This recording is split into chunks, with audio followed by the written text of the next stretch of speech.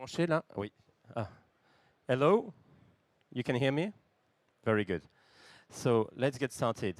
So my name is Pierre Marty, and I'm the Vice President of Operations internationally for Orano Decommissioning and Services. So Orano is very well known in the nuclear industry, and we have a particular focus within Orano around dismantling and services associated, and in particular, when it comes to the decommissioning of nuclear plants and the reactor vessels. Actually, this experience, we have acquired it since a very long time. So this is our name, Orano DS, and we've worked almost all across the world, particularly in France, of course, where we have our own operations and we dismantle also our own assets, but also in many places in the US and in Germany, of course. We have had activities in the UK, in Sweden, in Japan, which are more around studies. But in Germany and in the US, and it's the focus of today, we have actually dismantled the whole reactor or part of the reactor, and that's what we want to show today. We want to present to you our experience in contrast, or by contrasting two projects, which are exemplifying the complexity of dismantling worldwide and how you get around those difficulties. The first project is in Florida, USA. It's called Crystal River 3. And for Crystal River, as you will see, we had as a scope to remove entirely and package the vessel, the internals, as well as very large components of the cooling system and the pressurizers. And in parallel, we'll have the reactor Brunsbüttel. It's a boiling water reactor, so it's a different type of reactor, where we only had to remove the internals, and that was done in parallel, in consortium with a company to do the packaging at the same time. So two very different countries in terms of regulations, two different type of reactors, and for those who know the difference, actually it means a lot of things in terms of space available to do the job. And then also a slightly different or extended scope in one place, and certainly different regulation when it comes to how you transport and where you dispose of the waste. So just a short slide with a lot of text to explain a little bit the differences of the two projects. In the US, the system is slightly different as we know it in Europe, where basically you would do a license transfer, and the group here, ADP, take ownership of the project. We basically are liable for the entire thing. And the owner of the plant keeps ownership of the land, essentially, and then we have to operate under a fixed amount of money and try to do our business within that, and of course obey all the regulations. In Germany, it's very different. We are contracted to do the job. We have a contract at fixed price, but the operation is still led by the customer. We work at the customer environment under its operation for radio protection and many other things. So it's quite a difference. Like I said, in the US, we had more to remove because we had the vessel itself, as well as very large components, like, for example, the pressurizer. In Germany, we focused on the core waste and the internals of the reactor. In the US, we also had to do the packaging and then transport it to the final depository. And that has been a particular challenge, you will see that. And then we had a challenge to try to minimize the GTCC, so the greater than class C waste, because those ones who are, of course, the one with a longer life and the most challenging to keep, have to be kept on site. And that costs a lot of money.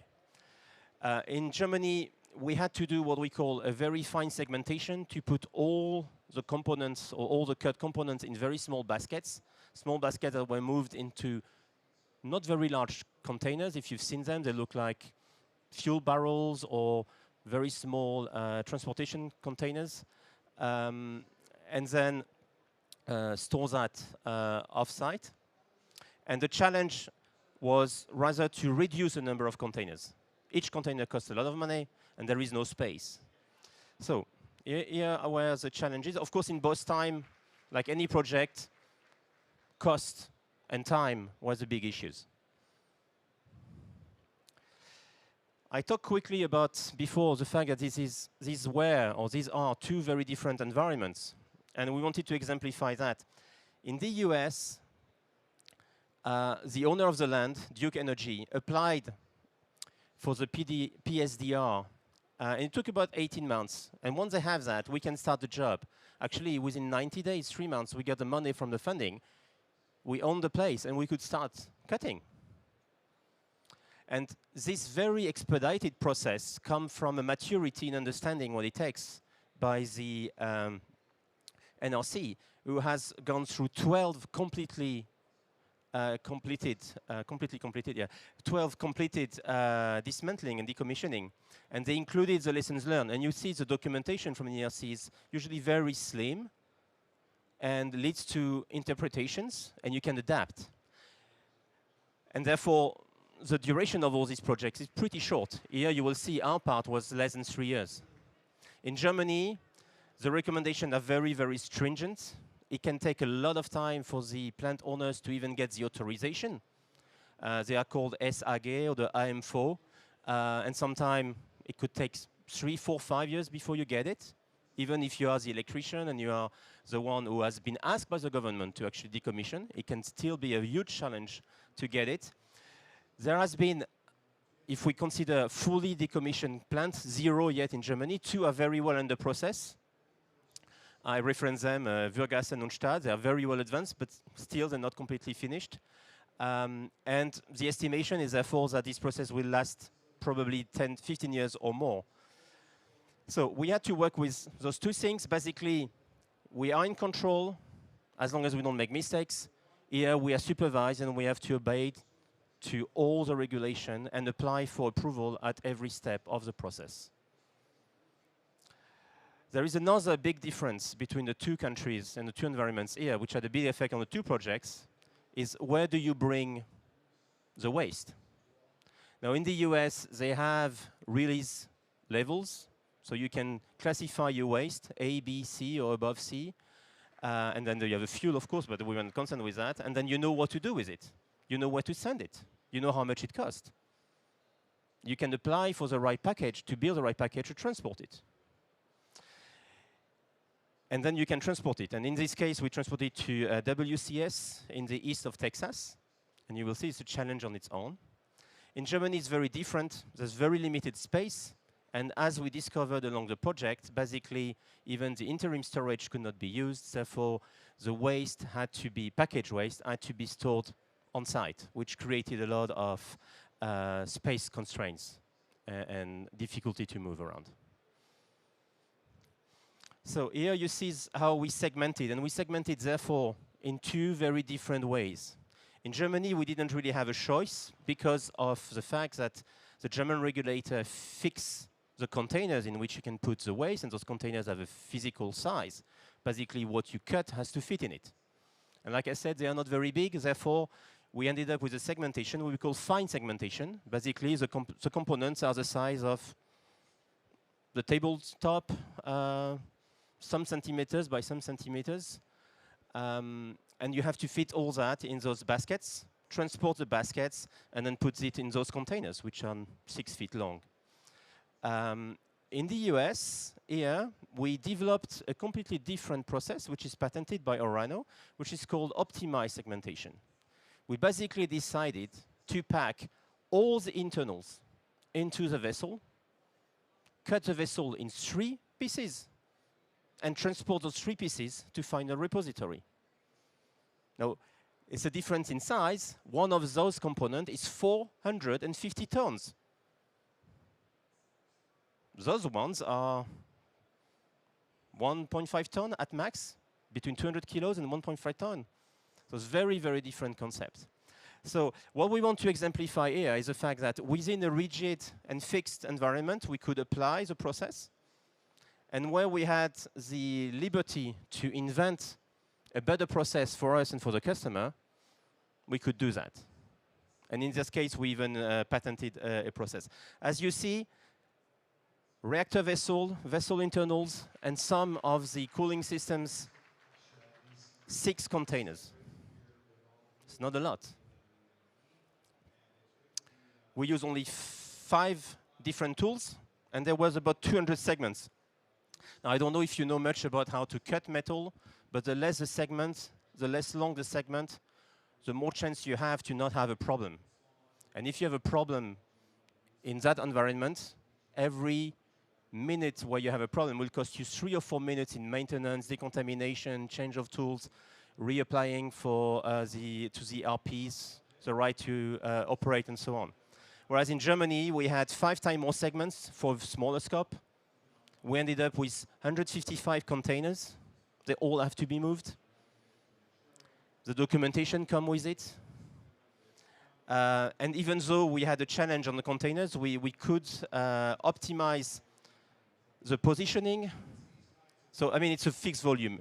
And, you know, you have to have the right arrangement of the cut parts volume as well as their weight, because there's a maximum weight allowed, and also the maximum contamination in total per container. So you can play with those 3 components and find the best way to fill one container, and then the second one and third one. If you do that all the time, basically we saved around 15% of the total amount of containers. So a small focus on Crystal River, because I think this is unseen here in Europe, what has been done, and also the first time in the US. And 3 focuses here. First, the grouting. Like I said, we took the vessel, we cut the internals, or we separated the internals from the vessel, and then we kept them in the vessel, and we cut it in 3. But you will say, how do you do that? Where are the internals? The solution to that is called grouting. Basically, you pour a certain form of concrete into your vessel, immobilizing everything that is inside, isolating it as well, and then you slice it through like you slice cheese with a cable. So the first process is grouting. You have this special kind of cement, which is light, haired, and you have to pour it properly so that it encapsulated everything that you have. So we made a lot of proof of concept tests. Effectively, it's a very simple process when you look at it from the outside, and like many, many simple things, it's quite complicated when it comes to temperature, speed at which you pour it, the volume that you pour, or the volume per minute. So we had to do a lot of proof of concept. As you know, in Florida, the weather can be a challenge, can be very hot. So we had to be very careful, and in fact, at some point, we had to add ice cubes into the mix to actually cool it down. Not a problem we would have in Europe, obviously, these days. And then we did it in several steps, and basically we filled the whole vessel. And here we show you a picture after we cut through it. And you see from the bottom a very flat surface. And what you see here in brown, is a metal, and in gray is a concrete. If you think about the middle section, so basically the vessel, we cut 2 times. There is a middle section. It's in the middle section that we have all the internals. The top one and the bottom one are more or less empty. So, second focus, how do you cut the vessel once it's filled? First, it's a big shell of metal, and then it's filled with concrete. And you need to cut that as flat as you can, because you're going to have to put that in a container. So it cannot be just a corrugated surface or unflat surface. So we had a challenge of cutting it at the space, exactly at the position where we want it. So there would be no internals in the top section, and that it would be flat. And you have to do that from a distance, obviously, and not necessarily seeing what you want to do. And we did that with diamond wire. This is a wonderful tool. Like, everything's really simple, also requires a lot of knowledge on how to operate it. It's all about fine-tuning. We did a lot of tests. However, when you know how to use it, it did cut through the entire diameter, and I think it's about, Sebastian, 7 feet diameter? Yeah, 2 meters something. 9 feet, sorry, so 3 meters more. And you have to cut flat. So basically, like you would cut cheese, a Gouda cheese, with a wire. And you go back and forth, and You cut it. And you see this is a wire with those inclusions here. And those little things actually have the interesting property to get sharper as it goes through some form of concrete. So we had a very special cutting plan to optimize the number of cables. As you cut, the cable lose diameter. So you have to be very careful. If you cut too long, it can break or it can get stuck. Then the next one will not come there. So you have to be very careful with all that. But if you all do that correctly, you can cut through the whole thing in a matter of days. Not 30 days, not 10 days, less. Yes. And then what you end up with is 3 super large components, 9 feet, so 3 meter diameter, several meter high, thick metal filled with concrete, the middle section filled with all the internals.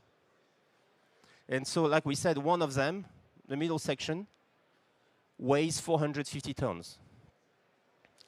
And what we are going to do, because Florida is here, and Crystal River is north of Tampa, and the repository of WCS is in at the border between New Mexico and Texas. So you basically have to cross all the Gulf of Mexico and then all of Texas.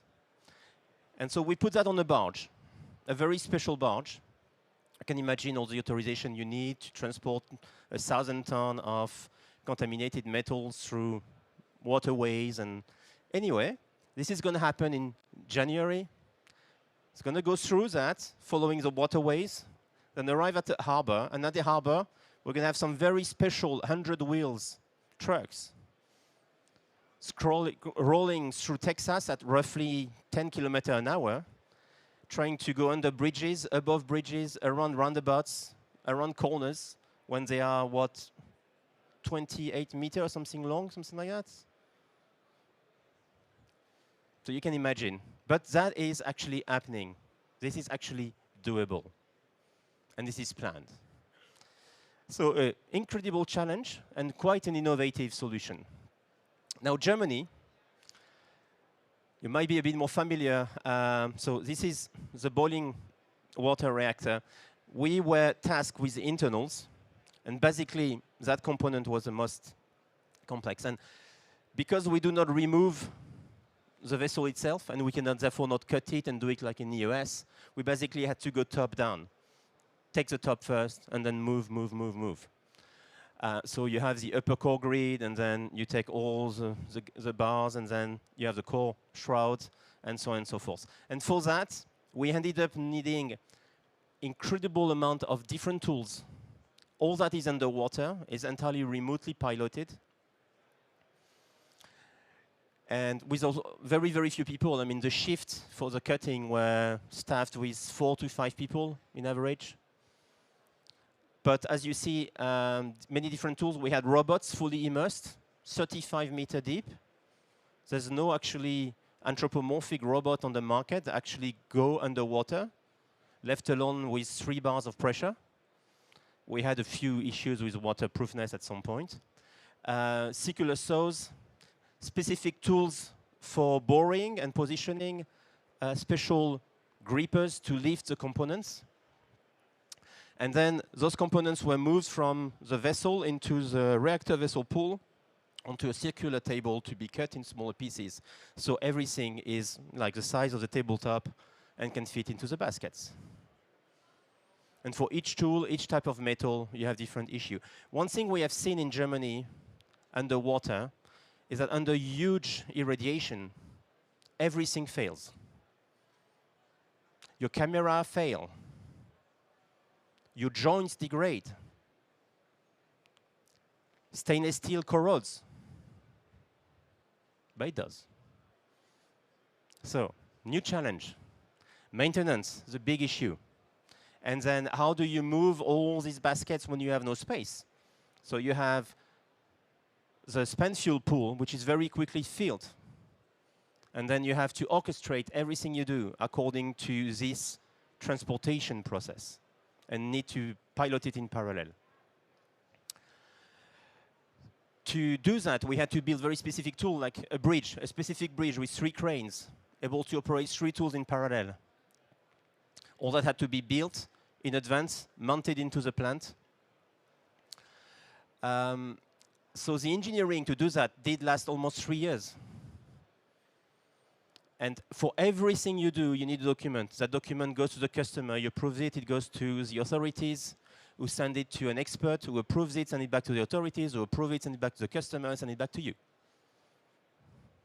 Months. You want to change something? Months. You make a mistake? Months. So challenge. So you don't make mistakes. You don't redesign. You do as you have planned, and you do your best with what you have. So the boundary conditions are that the infrastructure is not always available. There's only one polar crane, has to do all the operation in the plant. You have one bridge, you don't have the space for 2, they would collide. You have limited access on the sides because you also store things. You have all the equipment for the storing, the drying of the baskets. So the key to success is very simple, effectively. It's how good you are on site. It's all about the operation. You have to have the ability to fix things. Therefore, you need to be trained. You need to know what you operate. Your people need to be sharp on electrical issues, on maintenance issues, on mechanical issues. They need to be able to permanently reach the back office, reach the suppliers, get the spare parts. It's all about operations. It's very much the same way as you would run an on-time plant. It has to flow. And then, of course, because you work at the customer space, under the customer supervision all the time, you better be transparent and communicative, otherwise things are going to go sideways. Not going to go too long on that. I showed you the component. I wanted to show you a little bit some of the containers. So that's what we pack. Those intermediate containers are just to transport things, and it's being packed like that. For example, into here a Conrad. There's also a Mosaic container, which is more like a barrel for highly activated. In the end, 185 tons were cut in small pieces into 155 containers, which basically saves 20 containers. In terms of space, in Germany, where there is no repository, it's a huge deal. So I lead to the conclusion, almost in time, I'm amazed. Why do we present that to you, and what made it a success? What made a success is experience. We didn't have experience when we started. We paid for that. Now we have experience. We're very happy to sell it. That's a long story. Match your team is very important. Repeat what you know how to do. Do it well. Train your people. Develop the right engineering from the beginning. And I summarize all that into 4 return of experience. And I think it boils down to that. We have made a normalized approach to how you decommission a BWR, because that's not the same as a PWR. And there's one way to do that. And we have the same for the PWR. Because we've done some other project we don't present here, like Vermont Yankee, which is also a BWR in the US, which we cut also like the German way. So we have 2 normalized approach, which we think fit well. We also have this optimized segmentation methodology, which we have patented and probably applies mostly to the US, at least to an environment that can accept it, and needs to have a way to deal with very large size components. And then we have also a way to predict and to calculate the cost. Cost has to be understood generically, time and money, and how much resource you need. Because as you know, all of us here in nuclear, we know that resources are very scarce.